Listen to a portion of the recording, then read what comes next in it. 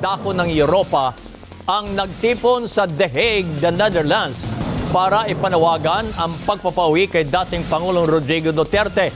Live mula sa The Hague sa Netherlands, nagpapatrol si Zen Hernandez. Zen, nandun si Vice President Sara Duterte, pero ano ang naging mensahe ni Vice President Sara sa mga Pilipinong nagtipon doon? Yes, Kaban, dumalo si Vice President Sara Duterte. Nandun din si dating Executive Secretary Salvador Medialdea na ating na-ospital kamakailan. Si Senator Rob Padilla ang wala ay si Attorney Harry Roque na ating nag-a-apply para sa niyang asylum dito mo sa Het Malieveld. Isang parke, dinanap yung pagtitipon at dahil nga napakalaki nito kahit pa may nakasabay silang Syrian protesters kahapon ay nag-ayos ang kanilang programa dahil binigyan sila specific na area o sulok para sa gawa ng programa. Sa ng mga organizers, pumalo ang silang bilang 5 hanggang 6 na at kahapon nga ay binasa ni Vice President Duterte si Pangulong Marcos Jr. at ang of Representatives kaugnay ng issue na 2025 budget. Pero sumagot ang Kamara at sinabi na inilihis lang umano ng Vice President ang atensyon ng publiko palayo sarili nito mga issue. Ang pwede natin gawin ay i-demand na ipauwi or iuwi nila si Pangulong Duterte. Bring him home! Bring him! Now, get more with 20% savings. With the new Aptamil Advanced Junior 3 Value Pack. Available with 2 bags inside.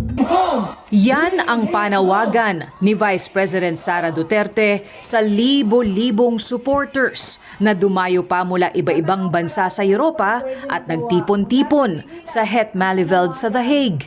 Ayon kay VP Sara, panay ang tanong ng amang si dating Pangulong Rodrigo Duterte sa timeline ng kaso at legal strategies na pwedeng gawin para makabalik siya ng Pilipinas. Isa yan sa paulit-ulit niyang sinasabi, kailan mo ako mapalabas dito dahil darating ang eleksyon, mag-mayor pa ako ng syudad ng Davao.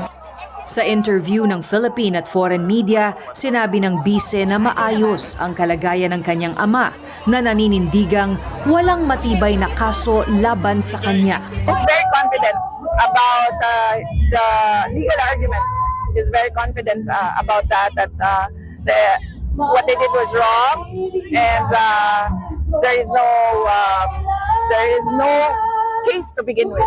Tutulong na rin ang kapatid niyang si Veronica sa mga pagbisita sa dating Pangulo sa loob ng ICC Detention Center. She's coming right before the birthday of President Duterte, and she'll stay on until her birthday because her birthday is in the first weeks of May. I have an impeachment case as well that I need to attend to, and then I have an office which has projects that I need to pay.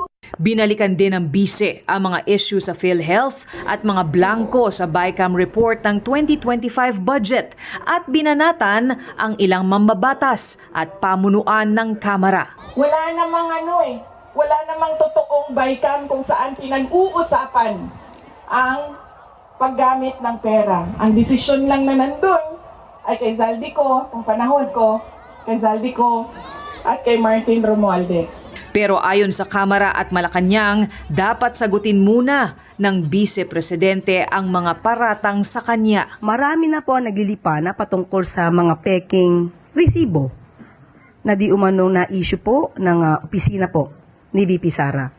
So mas mabuti po, sinasabi naman po niya na dapat po tayo ay may transparency.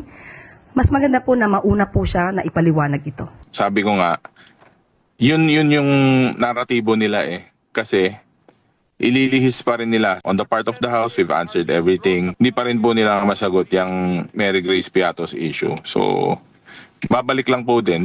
Para naman sa mga abogado ng mga pamilya ng biktima ng umano'y extrajudicial killings, hindi politika kundi hustisya ang dapat pagtuunan ng pansin sa kasong crimes against humanity na kinakaharap ng dating Pangulo. The ICC is not a political body. It is a court of justice. It only looks at the evidence, the facts, and the law. Pinag-aaralan ng mga pamilya ang pagkakaso sa mga Duterte supporters na umano'y nananakot, naninira at nanghaharas online. Pursigido rin silang harangin ang anumang hiling para sa pansamantalang paglaya ng dating Pangulo. There are still serious security concerns for the victims, for the